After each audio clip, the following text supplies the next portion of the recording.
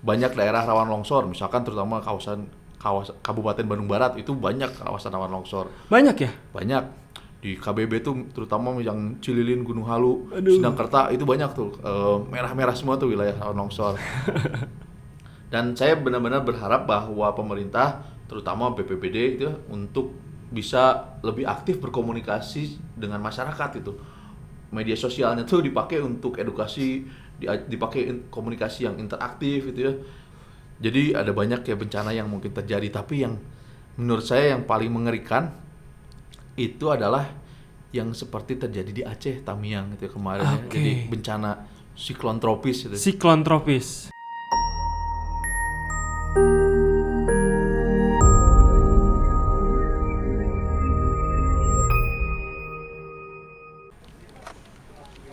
Oke teman-teman, to the point aja. Kang, saya mau tanya, Bandung ini termasuk kota rawan bencana atau enggak sih? Yes, rawan bencana tentu ya. Bandung itu adalah kota cekungan. Cekungan. Jadi dia dikelilingi gunung. Kalau gunung itu kan berarti di sekelilingnya ada material-material, dia secara gravitasi makan turun terus gitu ya. Iya. Jadi banyak daerah rawan longsor, misalkan terutama kawasan Kabupaten Bandung Barat itu banyak kawasan rawan longsor. Banyak ya? Banyak di KBB tuh terutama yang Cililin, Gunung Halu, Aduh. Sindangkerta itu banyak tuh merah-merah semua tuh wilayah rawan longsor. Di utara kita punya Gunung Tangkuban Perahu. Oke, Gunung Tangkuban Perahu, the legend ya? Iya, di tengah-tengah dataran Bandung karena dia sangat datar dan dia bentuknya cekungan kan berarti air tuh semua ke cekungan ya. Betul. Jadi secara alami tuh yang daerah dataran tuh merupakan tempat air tuh parkir di sana kan. Nah, jadi banjir. Itu juga alami gitu. Lalu kita punya bencana apalagi ya? Sesar Lembang. Jadi kita punya sesar. Oke. Ada beberapa kemarin ada juga sesar-sesar yang baru terpetakan. Jadi ada Baru terpetakan. Iya. Jadi wow. itu juga jadi kalau misalkan disebut Bandung itu rawan bencana ya rawan bencana tentu. Oke, Kang, dari 1 sampai 10, kira-kira seberapa rawan sih Bandung ini? Wah, itu nggak bisa dikuantifikasi Kang. Ya. Nggak bisa ya? Iyalah banyak poin-poinnya, tapi di petanya BNPB punya namanya Inarisk. Jadi Inarisk itu ada asesmen tentang kebencanaan, itu ada pemetaannya dan tematik kan, misalkan tema longsornya, ada tema gerakan tanah, gunung api, gempa dan tsunami segala macam itu ada dipetakan. Bahkan ada yang gabungan, indeks gabungan, jadi mereka punya angkanya, tapi saya nggak hafal bagaimana penomorannya gitu. Oke, let's say ya, kita agak sedikit memaksa nih ya. Dari 1 sampai 10 itu kira-kira di atas 5 atau di bawah 5? Menurut pemahaman Akang ya? Menurut saya di atas 5. Di atas 5. Oke, jadi warga Bandung ya. Di sini kali ini DPR Podcast akan membahas tentang kebencanaan terutama di Kota Bandung. Nah, buat teman-teman pasti penasaran dong kenapa Kota Bandung ini merupakan kota yang rawan bencana. Tadi udah dikasih kisi-kisinya. Pertama, karena Bandung itu merupakan kota cekungan ya, karena kita mungkin akrab dengan istilah cekungan Bandung. Bandung itu seperti baskom teman-teman ya. Jadi di sisi kiri kanan atas bawahnya semua gunung dan di tengah-tengahnya ada kota Bandung. By the way Kang, sebelum kita lanjut, Akang teh siapa? Ya, perkenalkan saya Malik, saya tuh geolog. Saya bekerja sebagai peneliti perubahan iklim. Saya di Bandung anggota dari kelompok riset cekungan Bandung. Kelompok Riset Cekungan Bandung. Yes, KRCB. KRCB, oke. Ini siapa yang mendalangi ini nih Kang, KRCB ini? KRCB sudah berdiri sejak sekitar 25 tahun ya, jadi tahun 2001 kalau saya nggak salah. Pendirinya Dr. Budi Brahmantio almarhum. Sekarang ada beberapa pentolannya, misalkan Dr. Eko Yulianto, ada Bapak Sujatmiko dan lain-lain. Jadi berdirinya KRCB ini sudah 25 tahun ya? Betul. Dan Akang baru bergabung di tahun? Saya bergabung sekitar tahun 2015-14. 2015, kurang lebih sekitar 10 tahunan berarti ya? Waduh, selama 10 tahun ini nih Kang, apa nih yang sudah Akang lakukan di KRCB ini? Kebetulan KRCB itu kan bukan lembaga pemerintah, jadi kita melakukan seperti hobi ya kita, karena kita punya Wow. passion gitu. Kita punya passion dan kita punya kepedulian, kita Oke. mencari teman-teman yang satu Visi ya. visi, betul. Jadi kita melakukan diskusi, kita rutin melakukan kunjungan ke beberapa tempat gitu. Jadi yang kami lakukan kurang lebih seperti itu, Pak. Wow. Oh, izin Kang, kalau di sini tidak boleh panggil Bapak, panggilnya Akang semua. Oh gitu, siapa? Oke, maaf. Kang, kita kembali lagi nih. Sekarang lagi hangat-hangatnya tentang bencana di Cisarua, Kabupaten Bandung Barat. Banyak yang bilang hal itu terjadi karena alih fungsi lahan yang tadinya lahannya mungkin hutan lindung, sekarang dialihfungsikan menjadi kebun. Nah, menurut Akang, hal itu gimana, Kang? Saya belum kunjungan langsung ke sana, Kang ya.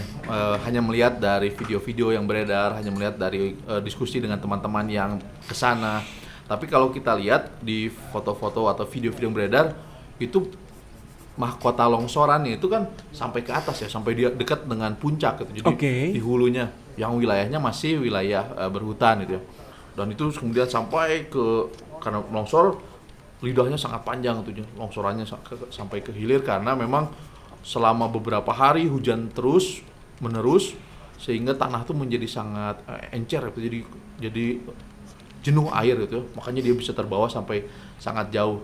Melihat itu sebenarnya saya melihat, wah ini sepertinya faktor ini masih natural, jadi karena hujan yang besar kemudian terjadi longsoran. Tapi saya nggak tahu karena ini saya tidak melakukan penelitian langsung ke sana ya, jadi sebenarnya tidak punya otoritas juga untuk mengambil kesimpulan itu. Tapi menurut penglihatan Akang bahwa hal ini merupakan hal yang natural, Kang ya, karena tadi Akang spill juga bahwa masih banyak daerah-daerah longsoran ya di sana ya, yang memang maksudnya daerah tersebut rawan longsor dan pasti longsor. Ya kita melihat di sekitar Burangrang itu ada lembah-lembah, lembah-lembahnya itu sangat terjal. Jadi kalau misalkan kita baru paham nih, oh ini ternyata mungkin ini mekanisme terjadinya dulu, terbentuknya lembah-lembah itu mungkin seperti longsoran sekarang. Jadi karena longsor kemudian sekarang udah ditumbuhi pohon lagi sehingga nggak kelihatan. Jadi kita lihat lembah-lembah terjal di sekitar Burangrang itu mungkin terbentuknya seperti Alami longsoran tadi ya. pada saat ketika belum ada manusia di sana gitu. Jadi Oke, paham. Jadi memang bencana itu baru terjadi jika memang ada korban, Kang ya. betul ya, Kalau misalnya tidak ada korban, itu hanya disebut fenomena alam. fenomena alam ya. Seperti misalnya tadi sebelum kita on air podcast, Akang mention kalau misalnya ada gempa di Alaska ya, itu pasti tidak akan dinotis sebagai bencana. Itu hanya dinotis sebagai itu gempa gitu ya. Tapi akan menjadi disaster kalau memang di sana ada korban ya, Kang ya. Betul. Nah, kalau begitu Kang, bukannya seharusnya sudah ada mitigasi dari awal bahwa ini tempat yang memang kelak akan menjadi rawan bencana, jangan ditempatin gitu kan.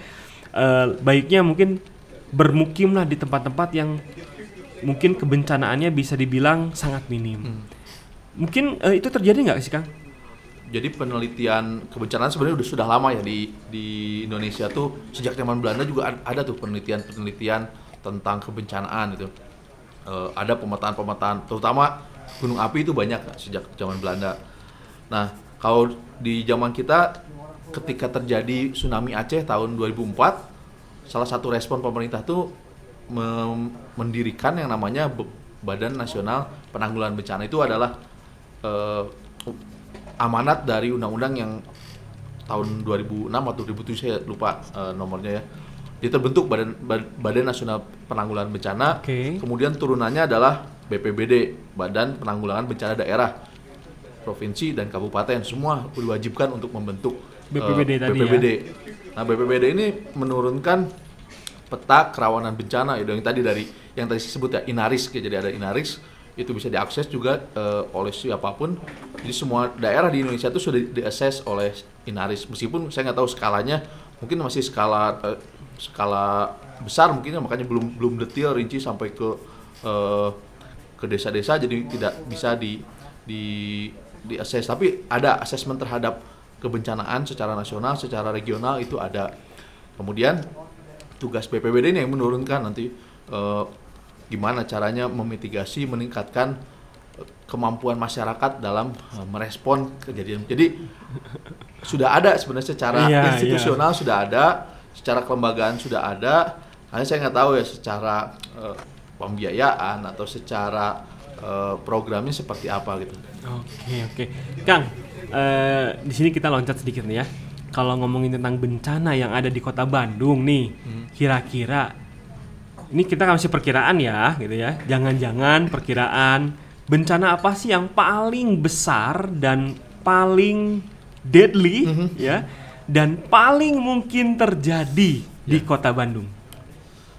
Jadi ada banyak ya bencana yang mungkin terjadi, tapi yang menurut saya yang paling mengerikan itu adalah yang seperti terjadi di Aceh, Tamiang gitu kemarin ya. Jadi bencana siklon tropis gitu. Siklon tropis. Jadi bayangin siklon tropis kemarin tuh dari Tapanuli sampai ke Tamiang tuh kan membentang sepanjang Pulau Sumatera. Sumatera, jadi, betul. Itu kan lebih panjang, misalkan dari jarak dari Santolo sampai ke Karawang itu lebih panjang, lebih jauh jaraknya itu. Jadi skala kejadiannya tuh sangat mungkin terjadi, misalkan dia terjadi di Pulau Jawa gitu. Seperti itu. Jadi dari Santolo sampai Karawang lewat cekungan Bandung. Kenapa itu mengerikan?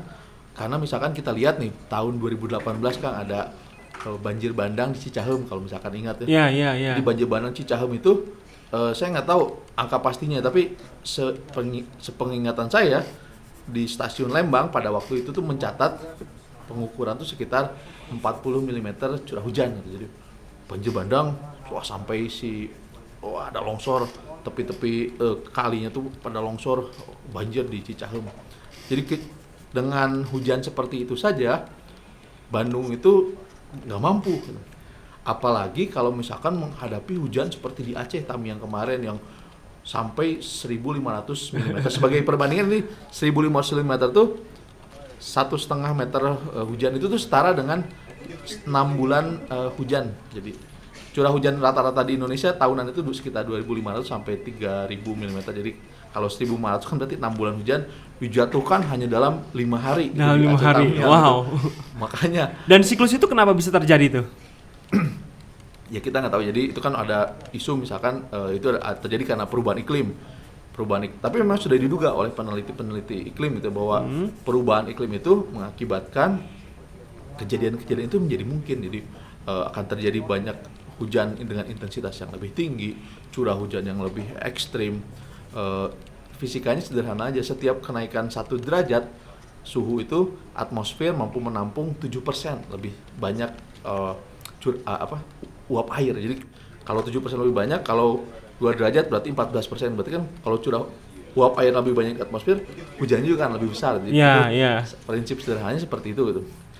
Nah di Bandung kalau misalkan kejadian loh, kita nggak tahu nih siapa dulu tuh tidak ada yang pernah menduga juga akan terjadi siklon tropis di dekat ekuator. Itu nggak ada ceritanya kan? Tidak ada emang? Iya. Itu pernah terjadi tahun 2001 tapi kecil gitu. Jadi yang sekarang tuh unprecedented banget gitu. Dan itu mungkin terjadi ya? Ya sekarang kita nggak bisa menihilkan kemungkinan itu.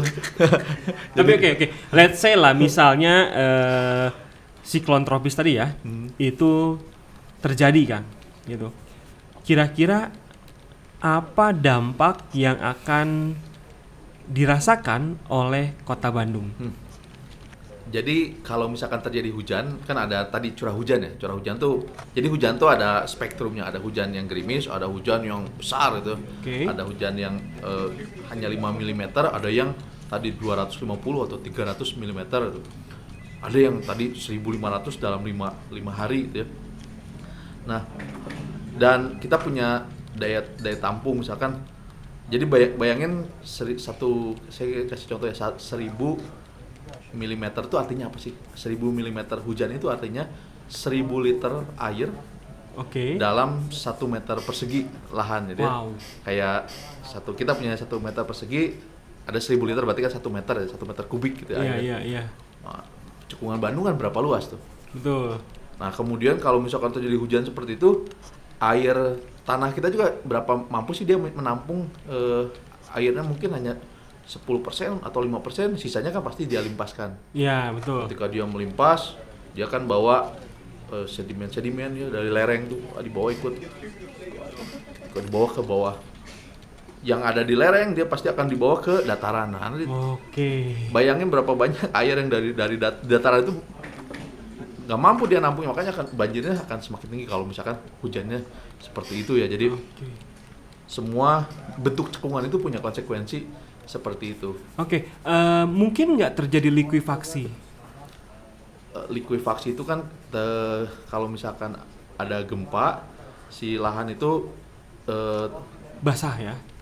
apa namanya itu bergoyang, si tanah itu bergoyang sampai dia kehilangan Daya rekat. antar butirnya tuh melepas gitu ya. Ya. Menurut saya sih beda dengan kalau misalkan hujan dengan likuifaksi itu proses yang berbeda. Nggak mungkin terjadi ya Iya. likuifaksi kalau Yang misalnya terjadi kalau hujan itu ya banjir bandang.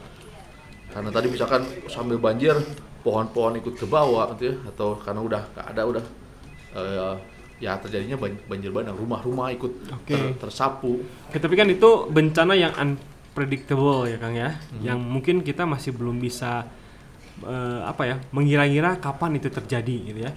Nah, isu gitu kan bahwa Kota Bandung ini punya bencana yang sudah ada di depan mata nih Kang. Salah satunya mungkin Sesar Lembang tadi ya. Nah, menurut Akang nih, kalau Sesar Lembang ini aktif dan terjadi gempa bencana, itu berapa besar kerugian yang bisa atau yang berdampak bagi Kota Bandung, Kang? Ya, jadi Sesar Lembang itu panjangnya sekitar kalau dilurusin ya sekitar 22 km. Plus minus 22 km. Kalau menurut teorinya kalau seluruh segmen itu bergerak itu bisa menghasilkan gempa 6 sampai 6,5 skala Richter itu. Jadi ada teorinya itu. Tapi berdasarkan pengalaman yang terjadi, yang lebih aktif itu segmen yang sebelah barat ya, segmen sebelah barat yang di Kampung Muril dekat Cisarua itu. Jadi itu yang justru lagi aktif aktif ya. tapi mungkin kayak 3 atau 2,7, sekarang yang paling baru itu 2,7, jadi nggak begitu besar itu. Jadi kita masih belum tahu juga yang akan terjadi itu seperti apa. Peneliti itu kan hanya menyimpulkan berdasarkan data-data yang dimiliki. Data-data dari BRIN misalkan beberapa tahun lalu mempublikasikan penelitian sangat hebat, Dr. Mudrik Daryono dan Dr. Profesor Dani Hilman tentang geologi of Sesar Lembang. Jadi mereka memang meneliti secara historis seperti apa. Dia menggali lubang parit, terus dia menyaksikan ada pergeseran secara vertikal. Kemudian dari situ dia menduga besaran gempanya. Jadi memang ada juga. Jadi ketika peneliti bilang ada potensi, itu tuh nggak asal ngomong gitu ya. Ada laporannya, ada risetnya, ada penelitiannya, ya? betul. Ada penelitiannya. Oke. Saya tuh dapat kabar nih Kang, kalau misalnya Sesar Lembang aktif lalu menimbulkan gempa 6,5 skala Richter tadi, ada besar kemungkinan katanya Kota Bandung ini luluh lantah. Kemungkinannya seperti itu. Apakah benar Kang? Waktu terjadi gempa Tasik tahun 2009 ya, kan gempa Tasik itu epicenternya lumayan jauh ya dari Bandung. Oke. Di ITB waktu itu saya lagi di kelas tuh bergoyang terasa gitu. Jadi terasa bergoyang dikit. Itulah kita hidup tuh di Bandung itu di atas dataran yang lunak. Jadi dataran lunak baru terbentuk sekitar mungkin 100.000 tahun terakhir. Terutama yang di dataran ya, 100.000 tahun terakhir. Jadi dataran itu tuh lunak, batuannya itu batuan lempung yang lunak juga, belum terkonsolidasi, jadi belum terpadatkan karena umurnya relatif muda secara geologi. Dan batuan itu ketika tergoyang dia relatif lebih mungkin ya untuk bergetar. Terjadi yang namanya amplifikasi. Amplifikasi. Jadi getaran yang kecil di tempat yang lain, di tempat ini terasa lebih goyang gitu. Jadi, nah itu makanya di tengah-tengah dataran itu menjadi lebih rawan terhadap goncangan meskipun dia jauh gitu ya. Meskipun asal sumber, apalagi yang sumbernya dekat. Jadi yang sebenarnya kalau sumbernya dekat di Sesar Lembang gitu kan lebih bisa terbayang itu secara prinsip pasti akan lebih kuat. Gitu lebih kuat. Oke Kang, Akang mungkin akrab ya dengan daerah Bandung ya Kang ya. Jika memang aktif, daerah mana nih Kang yang akan mendapatkan impact paling wow? Ya semua. Karena kan ada yang bilang katanya daerah Ujung Berung dan Gede Bage katanya kan bakalan terdampak luar biasa tuh karena di sana tanahnya katanya lebih lunak daripada daerah Kota Bandung lainnya. Ya, emang kita punya pemetaan peta batuannya ya. Ada yang batuannya itu endapan lunak banget, ada yang agak pasiran, ada yang agak keras. Memang kita bisa jadikan sebagai acuan untuk seberapa besar gempa mungkin terjadi. Tapi ketika epicenternya dekat, ya secara teori suatu kawasan tuh dia akan terguncang secara Akan terdampak ya? Terdampak. Wih, ngeri juga ini ya. Per tahun tuh geser berapa banyak sih kalau ada datanya mungkin? Saya nggak hafal datanya. Jadi ada pengukuran GPS geodetik ya di puncak Sesar Lembang di Gunung Batu, kalau saya nggak salah. Jadi dari tim geodesis sudah lama mengukur. Gunung Batu Lembang ya. Gunung Batu Lembang ya. Oke. Ada pengukurannya. Ada pengukurannya. Oke Kang, selain mungkin tadi ya yang memang Sesar Lembang yang akan dihadapi oleh Kota Bandung yang jujur ya, kita sampai sekarang belum ada daya dan upaya untuk memitigasi, mengurangi ya, karena memang namanya bencana ya Kang ya. Nah selain Sesar Lembang tadi, ada nggak bencana lainnya yang memang menjadi hadapan utama nih bagi warga Kota Bandung nih? Yang sekarang yang kelihatan jelas Iya. gerakan tanah itu longsor ya. Longsor ya tadi Betul. ya. Kita punya beberapa gunung di Bandung, misalkan Gunung Burangrang, Gunung Tangkuban Perahu, terus Gunung Manglayang, Palasari ya. Di sepanjang Bandung sekarang Malabar, Sari itu semua kan pemukiman semakin lama semakin naik gitu ya. Iya. Hulu. Dan banyak juga tempat-tempat yang dibangun secara karena dia punya tanah, mungkin karena dia punya surat tanah, bangun aja seolah-olah tidak ada yang mengatur atau tidak ada yang melarang. Oke. Sini boleh dibangun, sini nggak boleh dibangun. Tanah-tanah gua. Iya, kayak gitu ya. Jadi seperti itu. Jadi saya melihat ada beberapa tempat, misalkan saya lihat di dekat rumah saya Tengah tuh di daerah Ciwaruga, dasar lembah sungai itu orang bikin kafling di sana gitu ya. Wah ini dulu saya pernah lihat ada longsor di sini, kok sekarang udah ada rumah. Berani ya? Iya, jadi kayak gitu-gitu, jadi agak ngeri gitu ya. Jadi gerakan tanah itu ngeri gitu, karena dengan tadi ya kita dengan perubahan iklim kita punya curah hujan yang lebih tinggi. Kalau curah hujan lebih tinggi, hujan lebih deras, kan tanah menjadi lebih rawan longsor. Jadi yang dulunya mungkin tidak rawan, tapi karena curah hujan semakin tinggi, ada perubahan iklim, kok sekarang jadi rawan. Itu kan ada pengurangan, ada peningkatan risiko di sana gitu. Oke Kang, kalau dilihat kan tadi ya dari Sesar Lembang, terus longsor dan lain-lain, itu rata-rata memang kejadian atau fenomena alam yang natural Kang ya. Nah, ada campur tangan manusia enggak dalam bencana yang mungkin akan dihadapi Kota Bandung nanti kelak? Ada campur tangan manusia ya. Tentu ya, misalkan kita membangun makin ke hulu, di hulu misalkan kita lereng, kita papas gitu ya, karena tanah saya miring gitu ya, papas lereng tuh, karena nggak ada yang larang, nggak ada yang ngatur itu, akhirnya di depan rumahnya jadi ada tebing gitu kan. Iya. Itu kan dia melakukan itu mungkin karena nggak mengerti, karena nggak ada yang mengecek juga. Jadi itu secara alami bisa terjadi. Ada juga misalkan dulunya nggak ada apa-apa, pasang lereng, kita bikin rumah bagus tinggi gitu, akhirnya jadi beban gitu. Ada lagi misalkan di Dago tiba-tiba ada gedung tinggi besar gitu.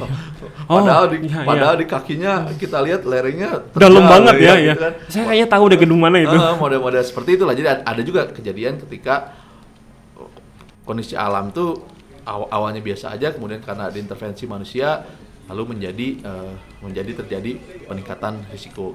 Oke, Kang, izin. Saya minta jawaban singkat dan padat. Kalau misalnya Sesar Lembang aktif, itu gedung paru-paru hancur nggak? Nggak tahu saya, nggak tahu. Nggak tahu ya, karena belum tahu juga kekokohan gedungnya seperti apa. Tapi kalau gempanya luar biasa, ada kemungkinan besar hancur Pak. Ya, mungkin kayaknya itu paru-parunya nggak merokok, mungkin kuat. Mungkin ya. Oke, Kang, izin. Akang ini bawa buku apa nih, Kang? Saya bawa buku ini Cahaya dan Bayang-Bayang dari Jawa karya Frans Junghun. Jadi Cahaya dan Bayang-Bayang dari Jawa. Jawa. Sebentar. Ini saya sok tahu aja ya. Kayaknya ini buku puisi deh.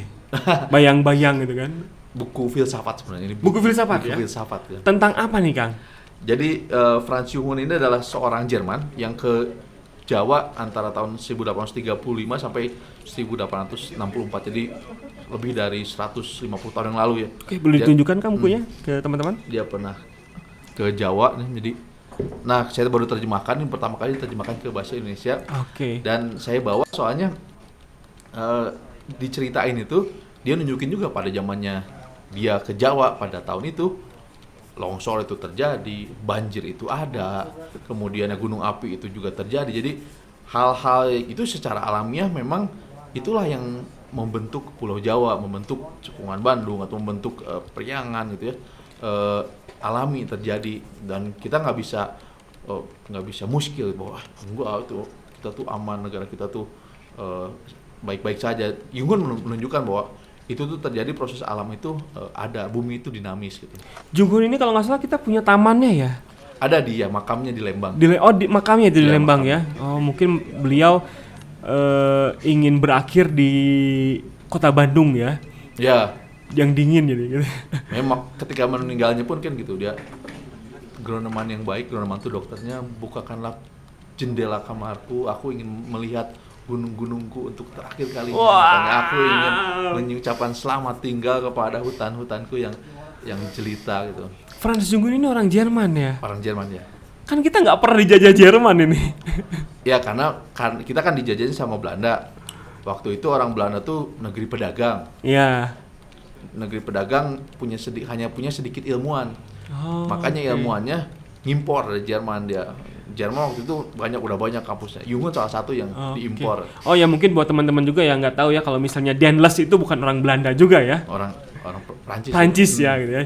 Jadi mungkin karena Belanda tadi ya kurangnya orang-orang yang memiliki mereka negeri pedagang banget. Mereka tuh Belanda itu memang negeri VOC banget ya, gitu ya. Dagang banget ya gitu ya. Jadi Belanda itu memang negeri pedagang, kemana-mana dagang gitu kan ya. Dan mereka mengimpor ya. Mengimpor ilmuwan. Orang-orang pintarnya dari berbagai negara. Salah satunya Franz Jung ini dari Jerman gitu kan. Nah, apa sih Kang yang paling menarik di buku ini? Yang paling menarik di buku ini saya pengen Jung itu ketika menyaksikan fenomena alam, dia tuh menjadikan sebagai bahan kontemplasi gitu. Jadi bahan perenungan bahwa misalkan ketika terjadi longsor tuh kenapa sih bisa terjadi? Misalkan longsor itu terjadi karena kita punya lereng yang terjal. Lereng yang terjal itu tanahnya asalnya batuan, kemudian melapuk sehingga terbentuk lapisan yang tebal. Kemudian apa yang terjadi? Terjadi hujan panas. Suatu ketika hujannya sangat besar. Lalu hujannya besar itu kemudian mengakibatkan longsor. Jadi ada pemikiran bahwa kejadian-kejadian alam tuh terjadi karena proses-proses fisik gitu. Itu membuat kita pikir secara rasional gitu, secara berdasarkan data, berdasarkan fakta itu. Oke. Emangnya Jung ini seorang geolog ya? Jung itu botanis tapi menyukai geologi. Jadi segala serba bisa lah. Orang zaman dulu tuh nggak kayak sekarang yang khusus ya, tapi dia tuh banyak bidang yang dia kuasai. Jung itu seorang botani dan juga hobi geologis gitu ya. Oke. Nah Kang, kita kembali ke bencana di KBB Kang ya. Mungkin kalau Kang lihat dan teman-teman lihat di KBB itu di alur utamanya itu banyak batu gede-gede Kang, gitu. Itu batu kan nggak akan muncul tiba-tiba dari dasar ke atas gitu Kang. Itu pasti batu dari hulu Kang ya. Jadi memang besar kemungkinan bahwa bencana alam di Cisarua ini merupakan bencana fenomena alami, ya. Meskipun mungkin ada campur tangan manusia sedikit di sana, tapi memang alam lah yang memang bergerak secara natural gitu ya. Jadi ya memang sewajarnya daerah sana pasti longsor, gitu ya Kang ya? Ya batu kan dalam ilmu geologi gunung api itu terbentuk dari perselingan antara letusan yang hancur yang kayak ada letusan yang sempat mengalirkan lava gitu ya. Jadi makanya disebut sebagai stratovolcano, gunung api berstrata gitu. Nah pas kemarin saya lihat videonya itu kelihatan ada lapisan-lapisan yang agak keras, nah itu ada lava-lavanya gitu. Ada juga yang batu-batu. Ya itu nunjukin bahwa Ya gunung api itu betul seperti itu. Jadi Burangrang Gunung Merapi Kang ya? dulunya gunung api gitu. Dia dulunya mesti gunung api juga. Burangrang itu dulunya memang gunung api tapi mungkin sudah tidak aktif atau Yes. Dulunya gunung api yang aktif seperti Malabar itu, tapi kemudian sudah pusat aktivitas magmatiknya bergeser ke arah timur, berarti ke Tangkuban Perahu sekarang, sehingga dia udah nggak aktif lagi. Oke, Kang, ini sorry nih ya. Jadi Gunung Tangkuban Perahu dengan Gunung Burangrang itu lebih tua mana, Kang? Lebih tua Gunung Burangrang. Oh, jadi bukan secara usia, mungkin gimana ya cara ini? Secara kronologis. Secara kronologis, Gunung Burangrang itu lebih tua daripada Gunung Tangkuban Perahu. Iya, kan ada Gunung Burangrang. Nanti kalau misalkan kita lihat bentuknya tuh Gunung Burangrang, di sampingnya tuh ada kaldera besar yang sekarang menjadi situ Lembang, markasnya Kopassus. Iya. Itu tuh adalah kaldera yang disebut kaldera Gunung Sunda. Oh, Kemudian sebelah timurnya lagi kita punya Gunung Tangkuban Perahu. Nah, Gunung Tangkuban Perahu juga ada berapa kawahnya kan? Ada kawah Domas, kawah 1 gitu ya, kawah Upas ya, bergeser. Jadi kita bisa melihat ada kawah yang tuanya, ada kawah yang lebih muda. Jadi kita bisa lihat, oh bumi itu dinamis ya, Bo. Yang tua di sebelah barat, kemudian makin ke timur makin muda gitu, makin recent, makin. Oke, mungkin ada jalurnya gitu. Ada jalurnya, iya. Oh, dan jalur pertamanya itu adalah dari Burangrang. Dari Burangrang tuh. Oke, saya ini baru tahu loh kalau Gunung Burangrang ini sebenarnya gunung api yang sudah tidak aktif. Iya, gunung api. Oke, kalau misalnya kita lihat dari cerita Gunung Sunda ya, itu Burangrang itu berarti salah satu Gunung Sunda tadi ya, atau? Salah satu bagiannya ya, sayapnya sebelah barat. Jadi Gunung Sunda itu tidak hanya Tangkuban Perahu saja, tapi Burangrang juga. Iya. Oh, jadi satu kesatuan gunung besar meledak. Tapi kok Gunung Tangkuban Perahu doang yang terpapas ya? Enggak, pertamanya kan kita punya satu gunung yang besar nih. Kemudian hancur, membentuk kaldera besar yang sekarang jadi situ Lembang. Betul. Sebenarnya kaldera itu lebih besar lagi. Tapi kemudian di tengah-tengahnya ada lagi kawah itu kan terbentuk lagi. Gunung Tangkuban Perahu itu meletus lagi. Dia berulang kali membentuk kubah. Jadi di kawah yang sudah terjadi itu terbentuk lagi anaknya. Jadi makanya dia tuh disebutnya sebagai kayak kalau Gunung Krakatau, anak Gunung Krakatau. Iya. Jadi ada anaknya gitu. Bahkan sampai sekarang kalau Gunung Krakatau ini anaknya udah gede juga ya? Iya, kayak gitu. Oke, nah tapi kalau Gunung Tangkuban Perahu ini kan kemarin sempat aktif ya, sempat mengeluarkan abu dan lain beberapa tahun kebelakang kalau nggak salah ya. Nah, sampai sekarang gunung tersebut masih aktif Kang ya? Masih aktif ya. Dan sangat aktif. Dan jadi aktivitas gunung juga ada macam-macam, kayaknya ada gunung yang aktivitasnya periode keaktifannya tuh dia sedang batuk-batuk, jadi aktivitasnya batuk-batuk. Semoga terus-terusan ya, jangan. Tapi ada juga yang periode keaktifannya tuh dia membentuk aliran lava berulang-ulang gitu ya. Itu jadi dia punya siklus juga gunung api itu. Oke. Jadi para ahli vulkanologi yang mengukur siklusnya, osekarang dia lagi fase batuk-batuk nih. Nanti dia jadi ada sebenarnya fase freatik, fase magmatik, jadi macam-macam gitu ya. Oke, Jadi kalau misalnya kita lihat di gambar-gambar tuh ada gunung berapi yang magmanya tuh terus bergejolak, itu dia sedang aktif atau gimana itu? Itu jenis gunung api yang memang aktivitasnya magmanya kayak di Hawaii itu tidak ada letusan seperti letusan yang batu, letusannya terus ada yang lava, beda tipenya. Jadi dia terus keluar magma justru ya. Iya. Dan kalau di Gunung Tangkuban Perahu ini tipikal yang batuk, jadi kadang-kadang dia batu freatik gitu ya. Oke, Kang. Kembali nih ya ke keilmuan Akang nih Kang ya. Tentang geologi ya. Yeah. Nah, yang jadi uniknya nih Kang, di Bandung ini punya berapa banyak ahli geologi sih Kang? Banyak, ahli geologi itu banyak kan. Kita punya kampus tuh banyak, ada ITB, ada Unpad, ada STTMI, ada Politeknik Energi Pertambangan PEP gitu ya. Oke, Kang, tadi kita udah bahas nih geologi yang berimbas kepada bencana. Nah, saya mau bahas opositnya nih ya. Di Bandung ada nggak sih kekayaan alam geologi? Banyak. Misalkan ya kan tadi kita punya gunung api purba ya. Iya, gunung api yang Burangrang. Di Cililin tuh ada gunung api purba juga. Di Soreang ada gunung api purba. Di sebelah mana Kang? Cililin tuh gunung api yang sekarang Muka Payung itu gunung api purba. Di Soreang tuh gunung ada gunung api purba juga lah sebut kompleks. Kalau gunung api purba itu biasanya ada endapan emas. Makanya kemarin sempat di Soreang tuh kan ada tambang emas ilegal. Iya. Itu bikin ulatnya. Ya kan memang secara alami memang terbentuk di daerah Pangalengan juga kita punya juga tambang-tambang emas kecil gitu ya. Di Subang, di daerah Negara situ ada juga emas, misalkan endapan emas ya. Jadi ada potensi itu. Di sebelah Kamojang kita punya panas bumi yang dari dulu keluar terus nggak berhenti gitu ya. Kemudian fenomena geologi lainnya misalkan kita punya ya itu sih yang mungkin yang paling kentara ya. Kita punya emas, kita punya panas bumi. Ngobrolin soal emas Kang nih, emang kedalaman berapa dalam sih kita bisa ketemu emas? Tergantung jenisnya. Makanya orang tuh kadang mencari emas tuh kan dia menggali bikin terowongan itu. Karena dia mencari yang namanya urat. Ada yang dangkal, ada yang sampai dalam karena dia misalkan dulunya pas zaman kakeknya dia cuma berapa meter, tapi kemudian karena dia cari terus jadi sampai berapa puluh meter atau berapa ratus meter ke dalam ada juga gitu. Jadi bisa berpuluh, bisa sampai ratusan meter gitu. Jadi masyarakat itu sebenarnya menunggu komunikasi dari ahli gitu ya. Masyarakat tuh tahu bahwa ada sesar Lembang, ada longsor, ada banjir dan segala macam tahu, cuman bingung kan. Mau gimana nih? Saya harus gimana? Terus orang teh kudu kumaha gitu kan. Itu tuh pertanyaan di setiap orang gitu ya. Di setiap orang.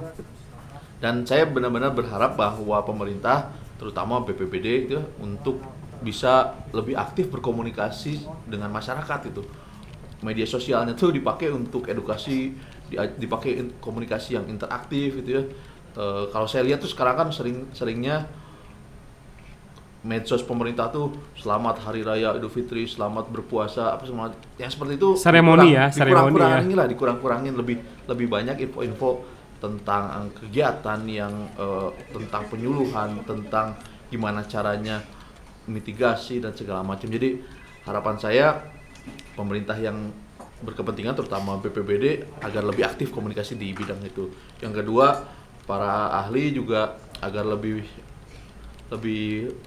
aktif juga berkomunikasi dengan masyarakat, dan masyarakat juga mungkin perlu aktif juga nih approach ahlinya yang mana. Cuman kadang bingung juga karena banyak banget orang bingung yang mana noise, yang mana yang ahli beneran beneran itu juga masalah juga kan. Sekarang banyak banget kita ngelihat jangan terlalu percaya sama apa yang dilihat di media sosial lah, yang gembar-gembor apa segala macam. Karena kadang-kadang di media sosial itu bukan ahli juga yang ngomong ya. Betul. Jadi kayak otoritas yang punya suara penting di bidang ini tadi ahli dan BPBD agar lebih aktif untuk komunikasi karena penting banget, dan ini harus top down banget, nggak bisa dari bottom up gitu ya. Jadi harus top down dari atas, kita punya arahan warga ini harus gimana gitu. Oke, karena bisa jadi segala sesuatu yang disampaikan di medsos itu bikin orang panik ya Kang ya. Iya, seringkali lebih banyak paniknya daripada, karena panik itu kan ngeri ya. Kita jadi nggak bisa berpikir dengan jernih kalau kita udah panik. Jadi anggap aja semua yang ada di medsos itu sebenarnya adalah, apalagi tentang bencana, selain dari otoritas, jangan terlalu dipercaya itu. Jangan terlalu dipercaya. Ya, hati-hati banget. Oke, sip. Teman-teman, nggak kerasa nih udah kurang lebih 40 menit kita ngobrol tentang kebencanaan ya. Nah, jadi untuk teman-teman tetap ya bahwa jangan sampai teman-teman percaya begitu saja terhadap informasi yang ada di media sosial, karena bisa jadi informasi yang ada di media sosial itu belum 100% akurat. Jadi kalau teman-teman ingin tahu informasi lebih akurat lagi, coba kunjungi situs-situs atau website ataupun media sosial dari yang memiliki otoritas, seperti misalnya pemerintah atau memang peneliti-peneliti yang tadi seperti kelompok riset Cukuan Bandung itu salah satu, tapi kita nggak punya medsos sebenarnya. Oh, belum ada ya? Iya. Tapi nanti harus ada ya? Harus ada. Okay. Jadi banyaklah cari informasi, jangan sampai teman-teman termakan informasi hoax yang menyebabkan teman-teman panik sendiri ya. Karena sebelum bencana terjadi, kepanikan merupakan bencana juga untuk teman-teman ya. Betul. Jadi jangan sampai nanti teman-teman malah kena bencana sendiri ya sebelum bencana itu terjadi ya, karena tadi kepanikan, salah informasi dan lain-lain. Nah teman-teman, terakhir dari Kang Adam teman-teman, terus update informasi terbaru dari DPR Podcast, di mana kami akan selalu memberikan narasumber-narasumber terbaik yang tentunya akan terus mengulas sampai ke dalam, karena di sini tempatnya rakyat bersuara. DPR Podcast by Kilat Media.